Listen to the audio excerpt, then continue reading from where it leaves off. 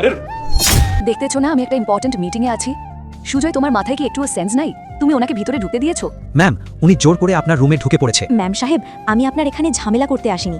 আপনি আমাকে 70 রুপিস দিয়ে দেন, আমি এখান থেকে এক্ষুনি চলে যাচ্ছি। কিসের টাকার কথা বলতেছেন? আমি কিছুই বুঝতে পারছি না। কি হয়েছে খুলে বলুন। ম্যাম সাহেব, আপনার অফিসের নিচে আমার একটা ডাবের দোকান আছে। আমার ওই ডাবের দোকান থেকে আপনার ম্যানেজার একটা ডাব খেয়ে টাকা দিতে চায় না। ম্যাডাম, দয়া করে ডাবের টাকাটা দিয়ে যান। তুই জানিস আমি কে? আমি হচ্ছি এই অফিসের ম্যানেজার। তুই যদি আবার টাকা চাস তাহলে তোর এই ডাবের দোকান এখান থেকে তুলে দেব। ম্যাডাম, আপনি এভাবে গরিবের পেটে লাথি মারবেন না।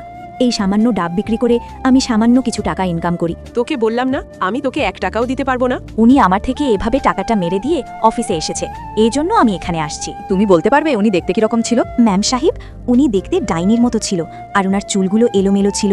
আচ্ছা ঠিক আছে, তুমি চেয়ারে বসো। সুজয়, তুমি শ্রিয়াকে এক্ষুনি আমার রুমে আসতে বলো। কি হয়েছে ম্যাডাম, আপনি আমাকে ডাকলেন কেন? ম্যাম সাহেব, উনি সেই মেয়ে। এই ছোট লোকের বাচ্চা, তুই এই অফিসে এসেছিস কি জন্য?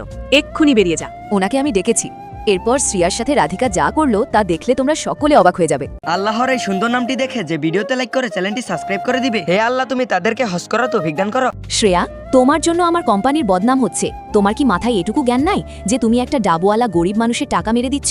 তখন শ্রিয়া ডাবওয়ালাকে টাকাটা দিয়ে দেয়।